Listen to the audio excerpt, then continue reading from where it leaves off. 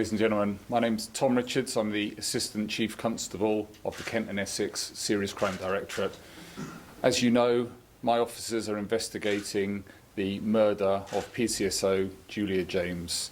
If I could just start off by once again expressing my huge regret and sympathy for the event. My thoughts and feelings go out to the family and her colleagues. This is an awful, tragic incident that we are investigating. Julia was murdered on the edge of Ackholt Wood 8 days ago on Tuesday of last week, and we've been investigating relentlessly since then.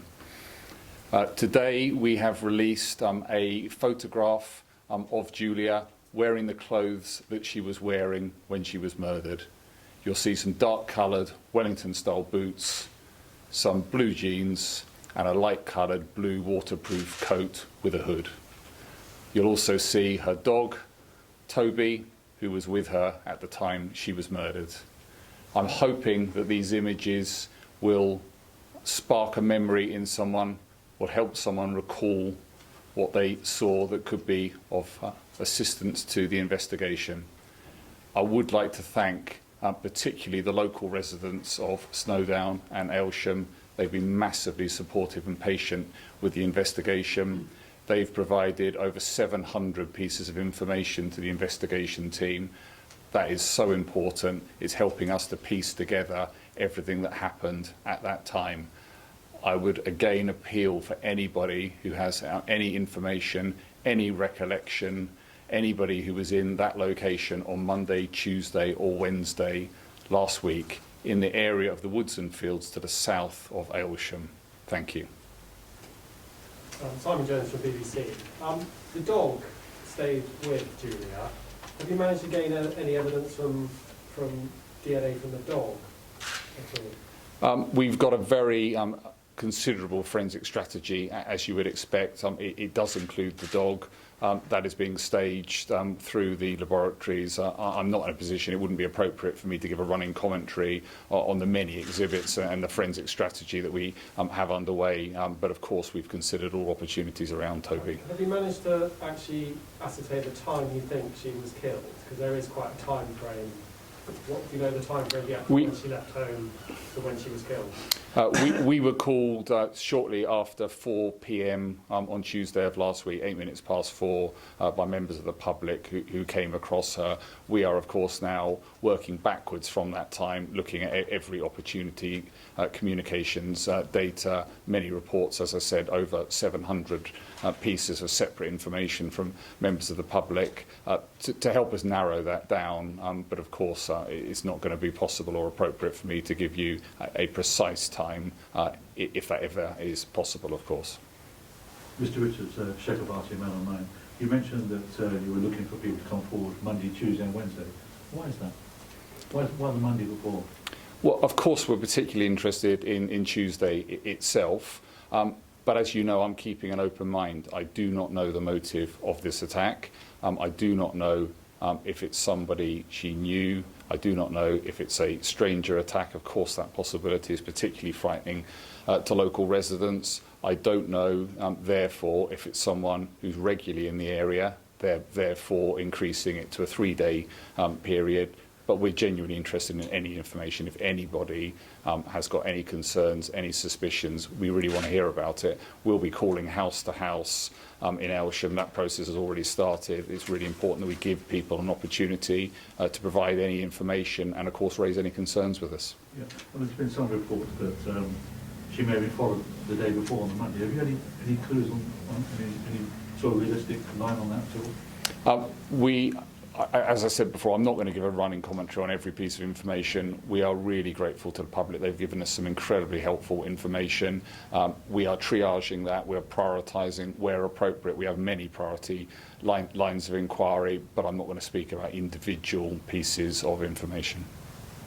Kit Bradshaw from ITV News. When you spoke to us last Friday, you said you had no suspect, no clear motive. Do you feel now that you are significantly closer to catching Julia's killer? Every day that passes, the investigation progresses. We genuinely have many lines of inquiry, many priority actions.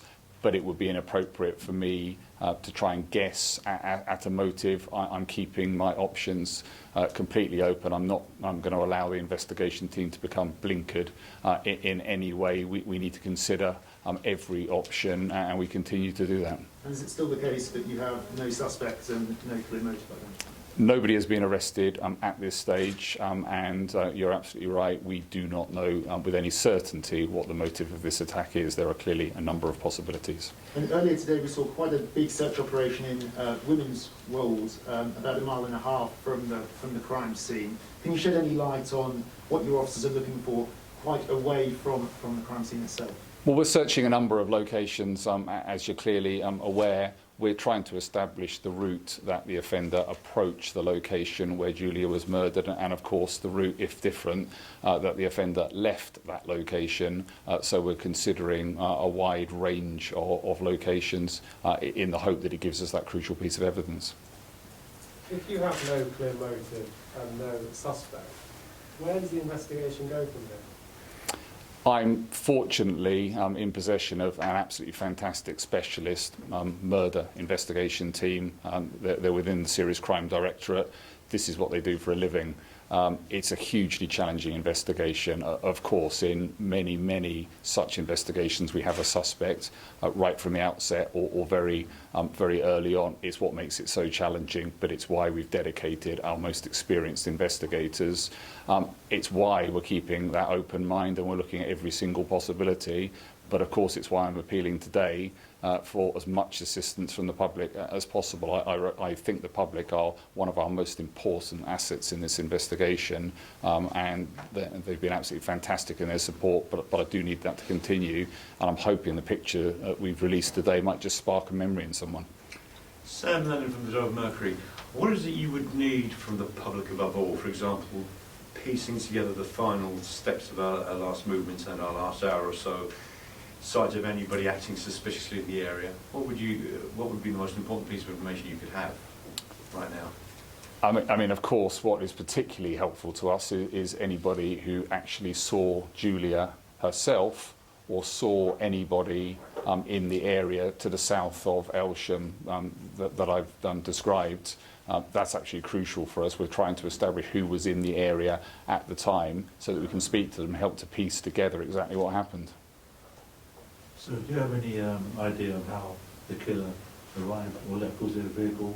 Did they report to a vehicle there at all? This is a very remote location, so I think people did not approach this scene in a conventional vehicle, most likely on foot. It's a popular dog walking area, but of course other vehicles, agricultural vehicles, off-road vehicles, bikes would be capable of reaching that area.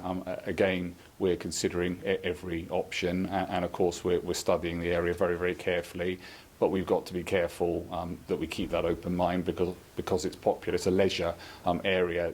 Evidence of, for example, a bike or someone walking through the area isn't necessarily linked to the offence. Have you had some information that there might be an off-road vehicle or a bike suspiciously in the area? As I said, we've been blessed with a huge amount of information for the public, but I'm not going to provide a commentary on every single piece of information.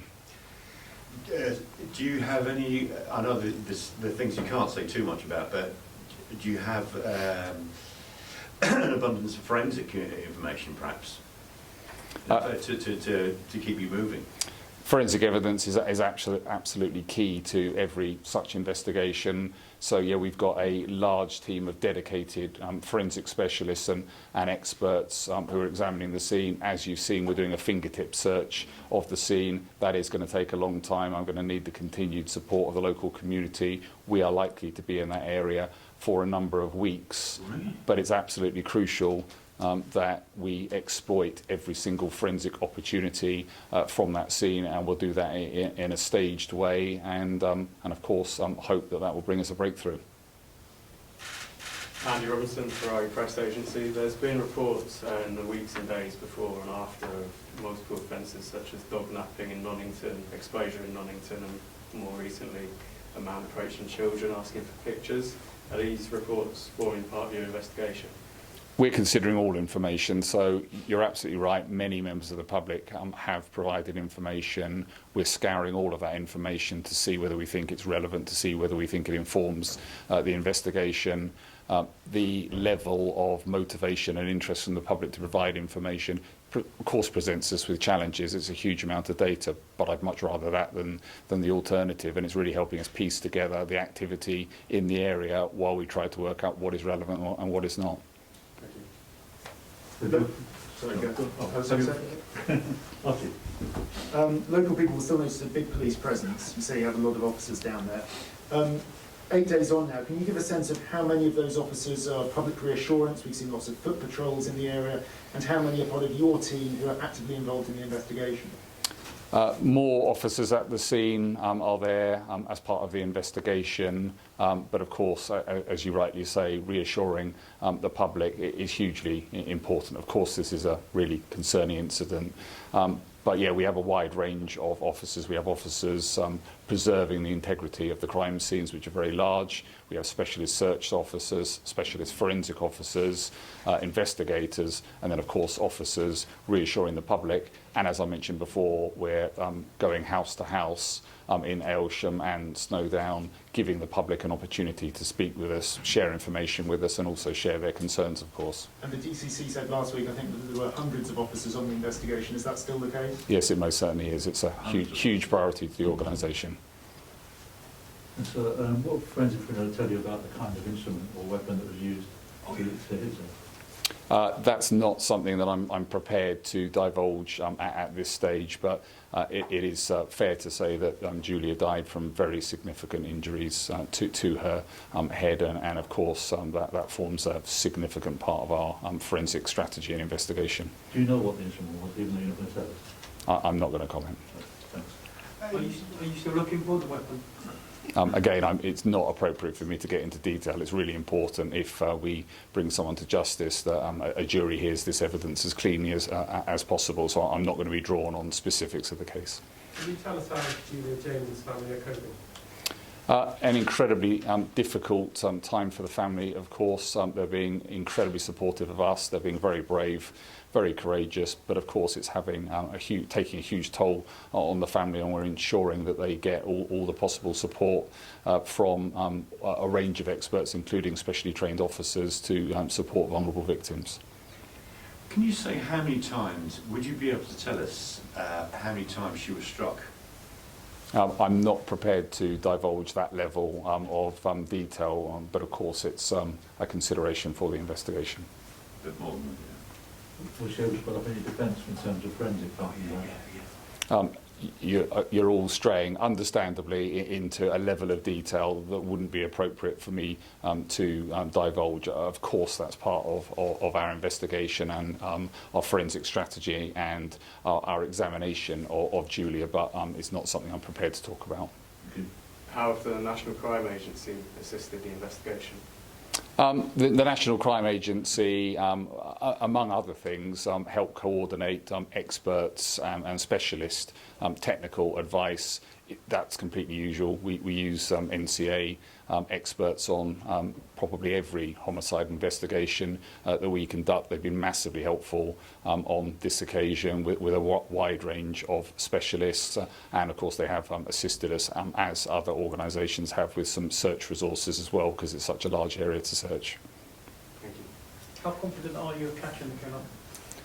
I am confident that we're going to put absolutely every effort into it. We're meeting with the family, we're giving them those reassurances. This is the #1 priority for Kent Police at the moment. This type of attack is incredibly rare. We're not linking it to any other offences, which makes it a particularly difficult investigation. But we've got the very best staff working and every resource necessary dedicated to this inquiry. One other question. Do you think this person was killed before? I'm afraid that's impossible for me to answer, as I haven't identified a suspect, and I'm keeping every possible motivation open to me. I can't rule it out, but until we identify a suspect, that would just be guesswork, I'm afraid. Could you possibly say now that you can rule out at least 2 motives, and that is robbery because nothing was stolen, and dog napping because the dog was left behind and unharmed? Once again, I'm going to keep my options completely open until we've fully pieced together what happened. It is absolutely fair to say that her dog Toby was at the scene when members of the public arrived and subsequently when the police arrived, but because we weren't there, we don't know exactly what happened. Any other questions? Coming back to, obviously, there's 2 railway stations there, in terms of, obviously, travelling public, how have you appealed to them, or have you approached it? Are you looking at any that possibly they use the train? Yeah, well, of course, we're considering every option because we don't have a suspect identified. We don't know whether they live locally, whether they've travelled to the area. We're considering absolutely every option. Of course, being a rural location, it's challenging. There's less CCTV, for example. But yes, of course, public transport is a standard line of inquiry. And obviously, given the complexity of the investigation, do you think this killer's quite forensically aware? Again, I'm not going to be drawn on the detail of the forensic strategy. The outcome of that forensic investigation may reveal something along those lines, but not necessarily. Are you working with British Transport Police to pick up CCTV from either Aylsham or Snowdown stations or the trains to see if you can trace, to find out whether or not the murderer did come by train? We have a major closed-circuit television strategy that is exploiting every such opportunity in the area, including that one. In terms of CCTV and dash cam footage, are you prepared to say how much you've recovered or how much the public have given you? I believe that we'll be in the hundreds of items seized by the end of this strategy. I haven't had an update today as to exactly what point we're at the moment. And obviously, in terms of the stops yesterday, did that reveal any new information? That was really useful for us. We conducted it on the 1 week anniversary of Julia's murder.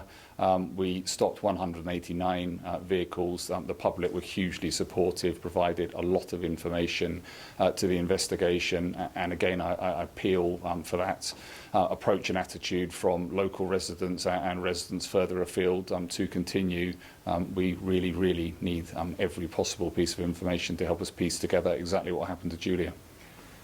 Will you do go ahead. Sorry, so one thing, you said that from 4 p.m. she was discovered. What time did she leave home? Again, that's something we're looking at the moment through a number of means. You must have told you what time she took the dog home. Julie was at home by herself at the time she took the dog. She took the dog for a walk. And that would have been like presumably half an hour before or something? Again, I'm not going to be drawn on that level of specifics at this time. In terms of, you said Julia was at home, do you think she was actually murdered in that location where she was found? Again, it's a very relevant question, so a consideration always. That's why we get expert advice when we spend so much time examining the crime scene. I'm not at liberty to reveal what our conclusions are at this stage.